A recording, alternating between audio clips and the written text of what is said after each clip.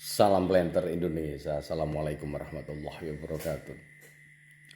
Jam 12 lewat 20 menit merupakan sebuah jam malam yang harus menjawab pertanyaan dari sahabat The Brondol ataupun netizen yang mencatat bukan mencatat tapi mencacat, memberikan sebuah statement bahwa oh ini The Brondol itu bakul kecambah, The Brondol itu adalah jualan pupuk, The Brondol itu adalah, berarti Anda itu nggak kenal The Brondol.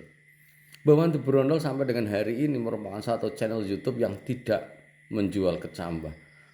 Jadi bagi Anda yang mencoba ketika The Brondol menjelaskan bibit bersertifikat, seolah-olah bahwa saya adalah membagusi bibit yang bersertifikat dan tidak mencoba mengakomodir bibit abal-abal atau bibit cabutan.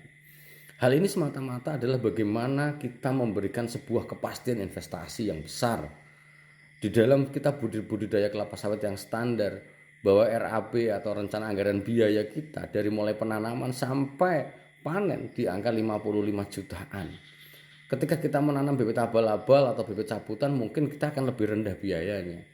Akan tetapi kepastian bibit yang kita tanam merupakan sebuah hal yang nanti akan mengembalikan dana investasi kita. Apakah kita akan mempercayakan bahwa investasi ini adalah hanya berjalan entah kapan baliknya? Karena bahwa banyak orang berstatement bahwa ya Allah porah, yang penting bahwa biarkan saja, yang penting buah saya laku dan sebagainya. Kemudian saya akan menanam yang bercabutan saja. Sekali lagi itu hak Anda. Ladang-ladang Anda, bibit-bibit Anda silahkan saja. Akan tetapi berbicara tentang sebuah edukasi kepada masyarakat dalam berinvestasi yang benar di dalam budidaya kelapa sawit adalah seyogianya adalah kita akan berpikir bagaimana kita akan mengembalikan biaya yang kita keluarkan, kapan akan kembali lagi kepada kita, dan potensi ketika kita melakukan perawatan terbaiknya. Banyak orang berstatement ketika menanam dura adalah beranggapan bahwa dura adalah bibit terbaik bagi Anda karena bobot perjanjangnya berat. Ya monggo saja.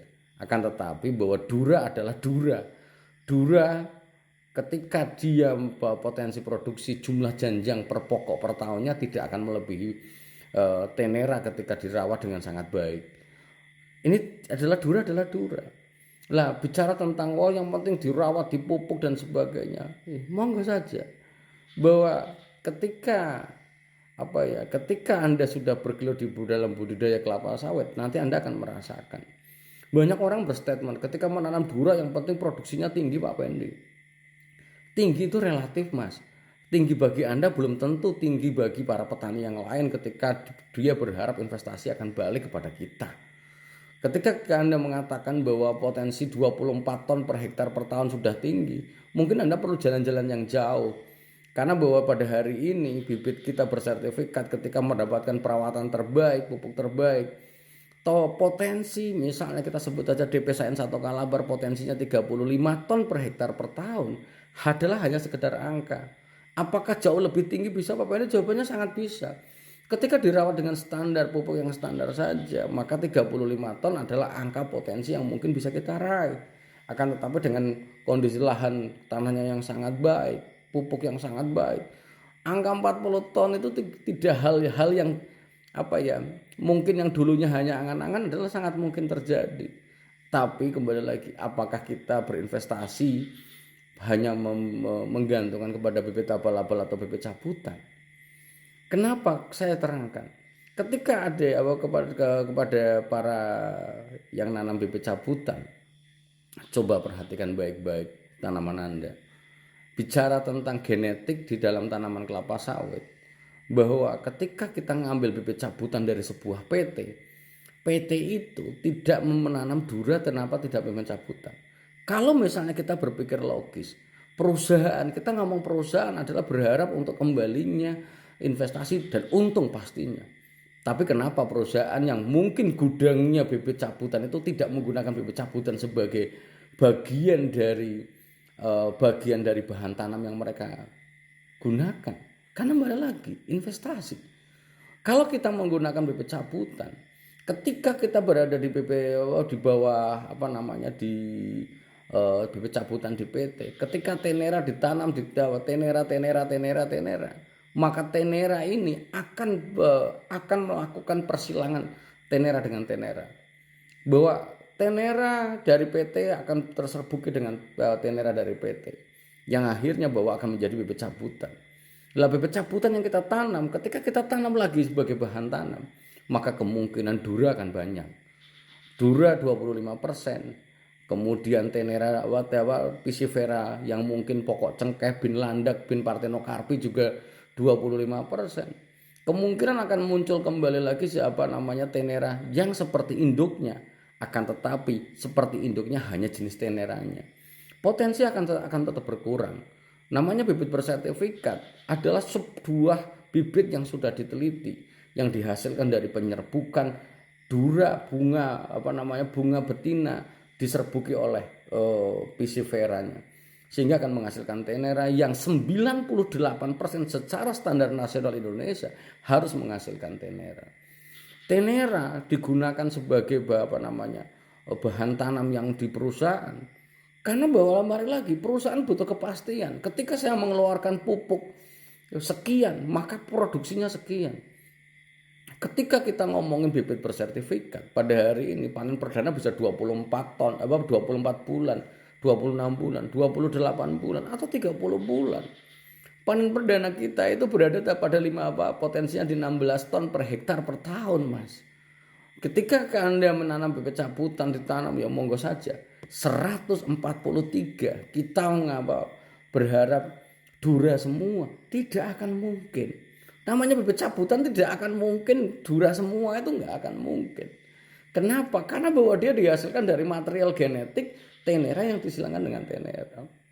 Sekali lagi, konten ini dibuat disclaimer saja bagi para petani yang mungkin masih mengagung-agungkan bibit cabutan atau bibit abal-abal, terserah. Ladang-ladang Anda, bibit-bibit Anda ya monggo saja. Akan tetapi bahwa The Brondol selaku orang, kalau ditanya The Brondol berapa sih timnya Pak Pendi? Hanya saya.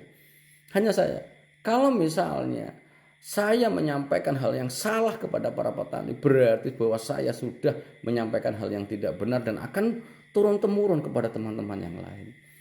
Akan tetapi bahwa menyampaikan best management practice kepada para petani adalah tanggung jawab saya sebagai orang yang terketuk hatinya bagaimana mendampingi para petani semuanya.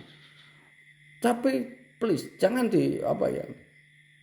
menghukum The Brondol dengan kata-kata wah itu jualan bibit, wah itu sebuah politik sawit. Tidak ada di dalam dunia kelapa sawit politik itu seperti apa. Bahwa kayak kemarin ada yang bertanya, apakah bibit yang digunakan masyarakat sama PT beda? Jawabannya sama.